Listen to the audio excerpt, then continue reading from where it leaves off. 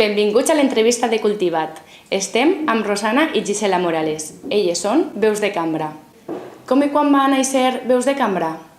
Veus de Cambra va començar a formar-se en l'any 2000 i se va mostrar al públic el 2001. I fins aleshores hem estat fent música. Va ser una inquietud de formar un cor que en poquetes veus poguérem donar cabuda a tots els estils que ens avellir a interpretar. I així va ser. En 3 persones per corda, n'hi ha 4 cordes, 3 persones per cada una d'elles, hem anat fent un poc de tot. Hem fet musicals, hem fet música barroca, hem fet sarsuela, òpera, de tot un poc. Perquè el que no volíem era cenyir-nos a un tipus de música, sinó treballar-la tot un poquet. I també fer un treball de recuperació d'obres, d'autors dels voltants. Tenim l'obra de Prades, vam recuperar l'obra d'ell, també Morera.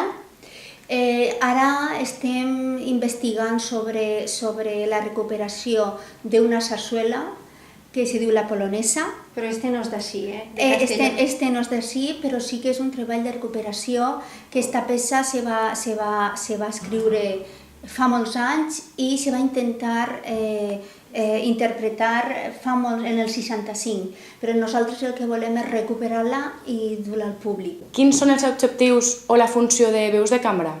Bé, els objectius majoritàriament és fer música, i intentar fer-lo el millor possible, perquè contem amb gent que té unes veus molt bones i això te dona peu a poder tindre un ventall enorme de possibilitats dins de la música. Podem fer peces solistes. Sí, podem fer coses a soles, podem fer un xicotet grup de persones uns cors importants i per tant la veritat és que és gaudir, estar en gent d'aquest calibre és gaudir de la música moltíssim. En l'actualitat, quines activitats teniu previst realitzar a Vila-real? En principi, el dia 20 anem a estrenar una cantata de Nadal. 20 de desembre. 20 de desembre, a l'auditori, a les 7 de la vesprada, anem a estrenar una cantata de Rafael Beltrán, amb música de Rafael Beltrán i lletra de Jacinto Heredia, i la interpretarem Veus de Cambra juntament en Supramúsica. És una cantata molt bonica, molt dolça, té un perfil novedós, canta el camell, canta l'ase, cantem tots. És a dir, el portal de Belém, el naixement, està allí tot representat. I cantem solos, duos, i tot l'argument de la peça el porta un evangelista, que també canta a mode de recitatiu tot allò que està passant. I la veritat, jo crec que quedarà molt bonic. També estarem acompanyats, clar, el portal de Belém, el naixement, el pesebre no podia ser si no anaven els xiquets a veure, els pastors que simbolitzen. I xiquets de Vila-real vindran a cantar una peça que es diu Nadala de les ofrenes, que és com l'ofrena que fan al Jesús nascut, i interpretaran una peça juntament amb Veus de Cambra i Supramúsica.